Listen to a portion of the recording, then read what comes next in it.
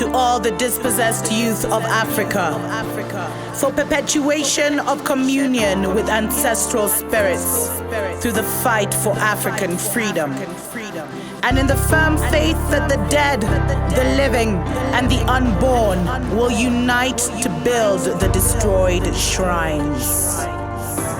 Selah. Hello and welcome, beloveds, to another episode of Wake Up Africa. My name is Dr. Mumbi Seraki. How you doing? How's everything going? I really do pray that you are well in all your ways and that you're moving into living life truly on your own terms. We want to thank every single person that supports us on Patreon, that supports us on this platform by liking and sharing and subscribing. We appreciate, love you so much. These are the best of times and the worst of times. The worst of times because, you know, a lot of us are finding out what's really going on a little too late. And Babylon is gunning for their new world order. You know, they're gunning to create the next, you know, the Agenda 21, the prison planet for the next 100 years. But it's also the best of times because they're being exposed at such an exponential rate, and the truth cannot be hidden from you. If you want to know the truth, you will know the truth. Absolutely. So we are in the best of times and we are in the worst of times. But I always find it funny when people say that, you know, Babylon is more powerful than Africa or African countries or the world because they have nuclear bombs, because they have guns, because they have, you know, armies already in Africa. That is not the greatest weapon in Babylon's arsenal. And it shows you that we have how deeply some people are, you know, are in the Babylon system and in the Babylon belief system. It's a belief system. It's not the only belief system. And you know, you don't want to be part of any belief system, beloveds. Religion is a form of a belief system. But the Babylon system, the matrix that we're all, you know, find ourselves under, that is also a belief system. And they have power over you because you believe in them. Or you believe them. Many actually do believe in them, which is kind of sad. Stories for other days. But the most powerful weapon in Babylon's arsenal right now is the media, the news. And it is the most, because they've been able to invade nations with it. Remember 9/11 and Iraq and weapons of mass destruction that were never found? Remember Libya? I mean, there's just so many examples. So many examples, beloveds, where the media has been used to push a certain campaign that enables Babylon to do certain things. The only reason Babylon has such a stronghold in Africa is because of the media. It's the media that went to the world and said our children were starving. We had famine. We had drought. It's the media that said this leader was bad and was killing his people and this was happening and that was happening. But the media is rarely in the hands of the people or rarely has the interests of people at heart. And you see, just when media is imploding, because I think media had such a powerful stronghold, the CNNs and the BBCs of this world, they had such a powerful stronghold until alternative media came around with like YouTube and other, you know, online publications that started to tell a different narrative that people resonated with more. So media started to lose its power. And that's why they changed it to social media. So now it's not about the media. And you see now everyone caught on to this media game.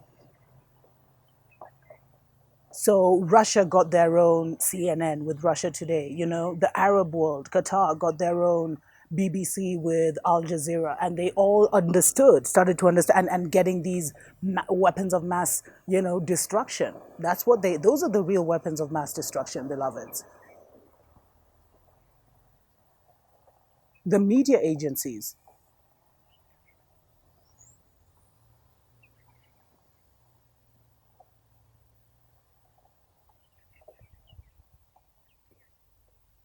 They feed a narrative, and then based on the narrative and how they rile people up and get emotions around them, they can do whatever they want, and people forget. And then they've created such a short attention span, because there's this sensational story. Then by the time you've emotionally invested, they harvest your energy and they use it to do whatever they want. Then another story is coming out that now they use your energy to harvest, and people forget, well, what happened here?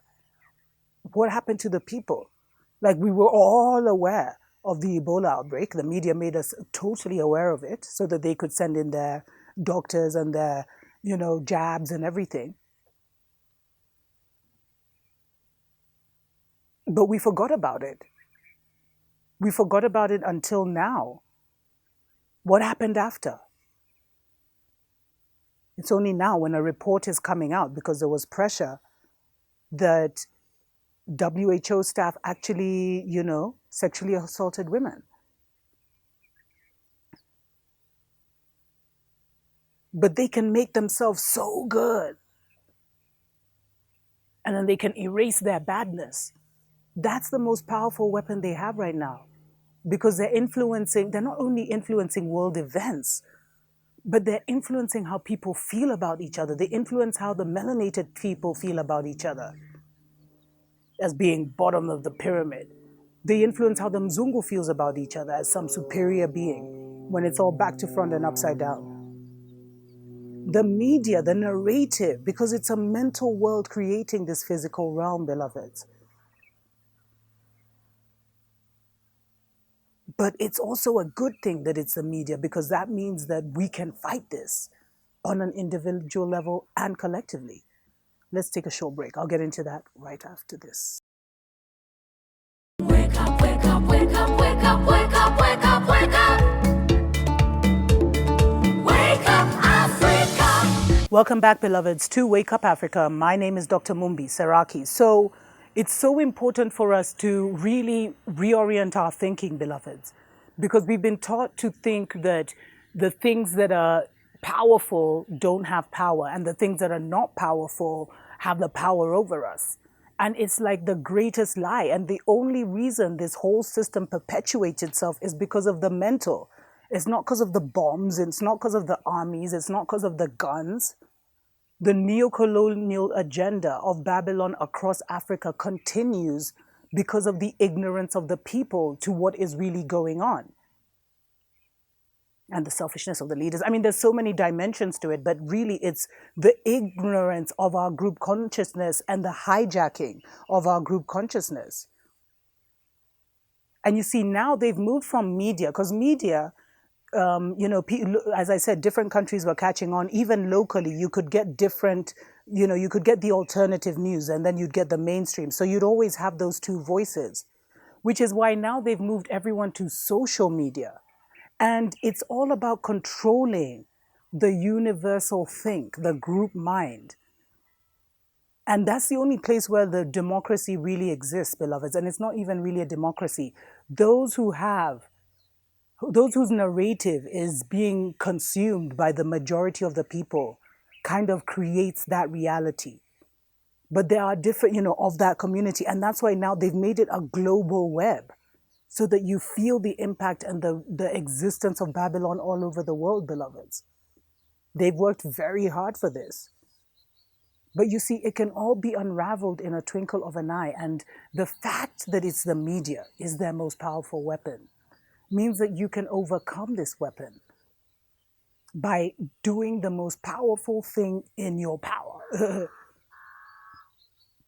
And that is to disconnect, to stop giving your attention to this, because this is even getting you to create a certain reality for yourself when you tune into BBC every day. And even as I was saying about social media, you see, now it's all about controlling the young people. And so because they've already brainwashed the people and created certain, realities for the people, like this artificial world where you want to show how cute you are and this and, like very superficial stuff. Now that superficial reality is the one that most people are consumed in. they've tried to move away from the news media because so many people were now giving alternatives. So they're not fully in control of the news media, but they control the social media. That's why we see the censorship that's going on. That's part of the reason why Facebook, Instagram, and WhatsApp were down. Check out what they said about the whistleblower. But the way you can protect yourself from this weapon, beloveds, is to tune out. And it doesn't mean just tuning out of their news, not watching BBC. I know many on this channel have not watched any of those medias, don't even have a TV in their house. So it's not even just about that, but it's pulling out from the reality that people are creating based on watching that. So pulling out of their cities, because most of the people in the cities are fully in that story. And so they create that because of that group thought. Like, if you really want to be free, beloveds, if you really want to overcome the greatest weapon of Babel that Babylon is holding over you, because it's all about a war for your mind and your soul. If you really want that, then you need to get out of the concentrations of group consciousness, the concentrations of people, the cities, and even the regional towns. That is the only way your consciousness will be able to roam free and you'll be able to recalibrate. Because right now, beloved, the most important agenda is for us to be coming back to ourselves, to be recalibrating. There's so much newness. There's parts of ourselves that we haven't, higher parts of ourselves that we haven't had access to in years, decades, eons, centuries, however long you want to say it. And that is what is pulling us out of this reality, beloveds. So just be aware that every time you turn on these mainstream media channels, you are literally tuning into the propaganda. And your energy is either going to be used against you and your freedoms, or it's going to be used to compromise or to take away the freedoms of others because you get so emotional about it. Like, how many people have listened to what is happening in Tigray in Ethiopia through the mainstream media, and they're all emotional until Biden wants to give sanctions and all these things? Because that's the weapon they have. They have a weapon that can allow them to bring in their systems, that can allow them to bring in their New World Order government, the United Nations, to come and meddle. And it's all because people are so hooked to the story. But the more we disconnect from the story, beloveds, the more we'll be free individually and collectively. So stop watching the news. If you really, it's important to know what's going on. And I said, make it like a weather forecast. Like, oh, okay, it's going to shower in the next couple of months. All right. Let me do this with my shelter or whatever. Let me plant my food. So, let me plant seeds.